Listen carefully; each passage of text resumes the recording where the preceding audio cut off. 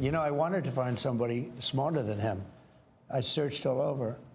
I just couldn't do it. They're not going to find some contract that was crooked, crooked as hell. And, I mean, there's going to be so much that isn't found. But what is found, I think he's going to find $1 trillion. DOGE and Elon Musk continuing their search for wasteful spending, claiming to already have saved the government tens of billions of dollars so far. And now they're eyeing the Social Security Administration.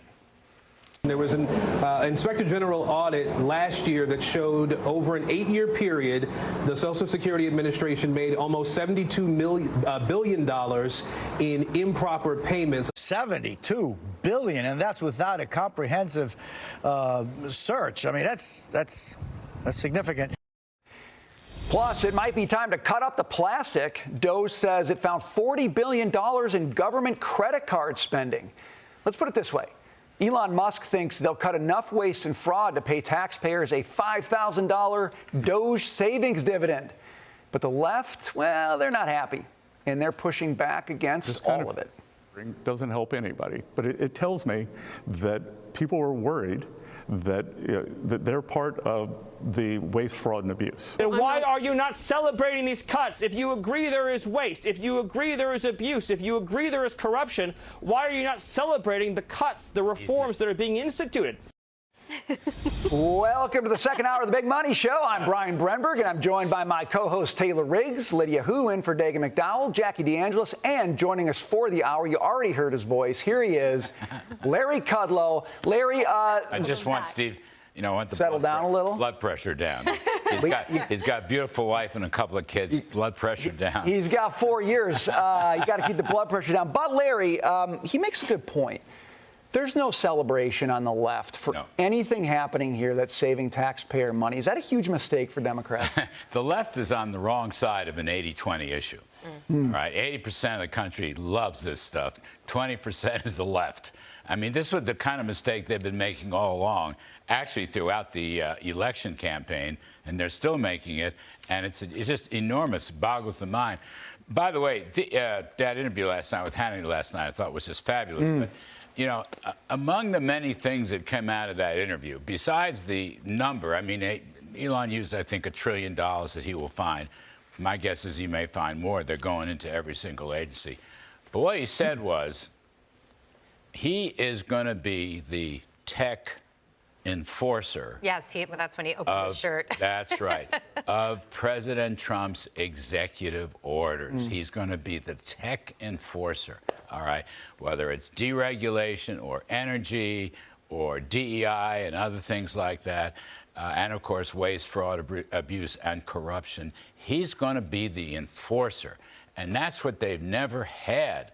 I mean, Reagan tried this and never quite got through the Peter Grace Commission. Days gone by, Clinton and Gore talked about it, even Obama talked about it, but they never went through with it, lack of political will, but they didn't have an enforcer.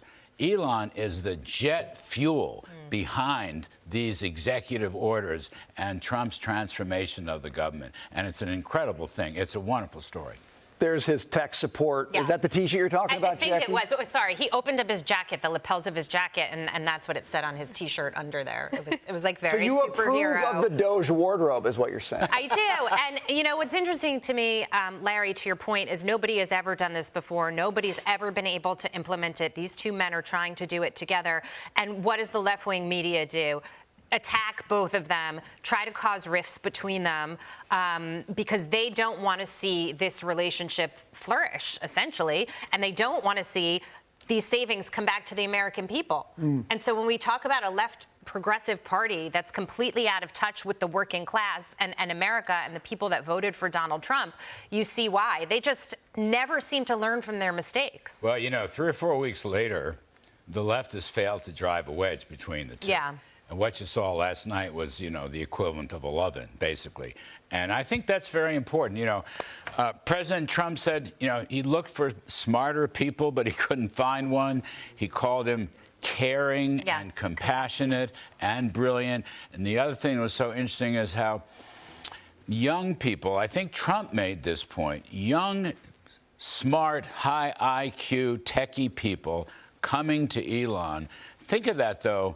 In the whole election, Trump did monumentally well and better with young people, the youth vote, so-called, than anybody ever dreamed possible. I mean, it's very Reagan-esque, I might add. Reagan used to get the young, too, even though he himself was a whole lot older.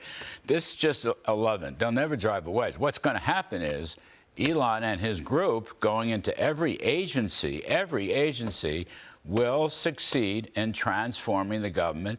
And you also saw the regulatory executive order that came out last night, that Trump is tightening the grip on these so-called independent regulatory agencies, the SEC, the FCC, all of them, which are not, they are not independent, okay? They're just appointed by the president. The bureaucracy is going to have to change or they're going to get the axe from Elon. This is just part of it. It's a massive transformation of the government. Well, now they're going to have to send reports directly to the White House for review by the administration. They'll look at them. They'll see if they're aligned with what their goals and objectives are so that he can, you know, rein in the powers. We've talked about it on this show.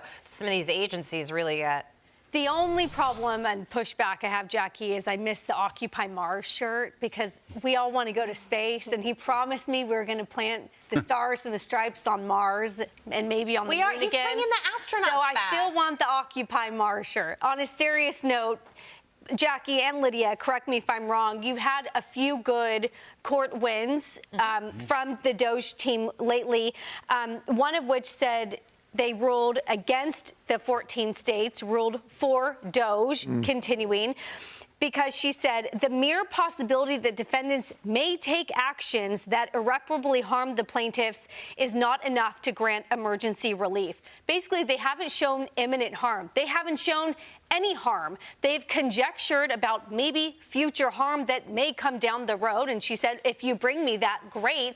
But we need to see real harm if you're going to go through with these lawsuits. Yes, and you're so right to point that out because the standard that the attorneys generals were up against with this temporary restraining order is quite high because it is designed to be that way so they can, in the right situation, allow a court to stop a party like DOGE from doing what they want to do. Only if there's going to be immediate harm that cannot be corrected, which is not the scenario here. But what I was noticing in Judge Chutkan's opinion, which I think we should underscore here, is that she also referred to Elon Musk and calling him an unelected person in power, and said that the plaintiffs, the Democratic attorney generals, were right to call that out. She is kind of laying the groundwork for what I would expect to be continued attacks that are going to be ongoing by Democratic lawmakers. Although that wasn't a controlling precedent of her opinion, that dicta is really important for shaping the ongoing she's conversation. She's a lefty Trump hater. She was the, you know, the Jack Smith stooge there in the district court in Washington, D.C. She can't help herself. She's a big lefty. For the record, Elon Musk is, quote, a special government employee. Second point is the DOGE team, now there's a lot of them, are in fact government employees. They have been duly vetted and have taken their spot. And third point is the bureaucracy. Were they elected? Did I miss something? Great the bureaucracy question, Larry. they're going after is completely unelected, and therein lies the problem. And Judge Chutkan is not going to understand that, but we don't need her because they're doing things legally. That's the thing. Right. Yes, they are. In some cases, by the way, when they were told to stop a freeze or a pause, guess what? They stopped the freeze or a pause. Now they can come right back at it after this decision. So what's amazing full me, speed though, ahead. is the handful of very liberal, left-appointed judges, Taylor, to your point, who were not able to say, you know, or not able to go along with some of these arguments to shut DOGE down or to try to at least stop them further in their tracks. Those are judges, Larry, that turned around and realized they are doing it legally. And if I do that, when this goes to the Supreme Court, I'm going to have egg on my face, so I better just stop. See, I just want to say, on behalf of the judiciary, of which I am not a member, even some... like the only one up here. Even some left-wing judges, have integrity. All right, I'm going to say even some of them abide by the law. Not all of them. Maybe not even many of them, but some of them. That's a big admission from Larry Kudlow. You know, when voters are harmed, they just vote. That's what they do, and that's what they did in this election. That was my imminent harm.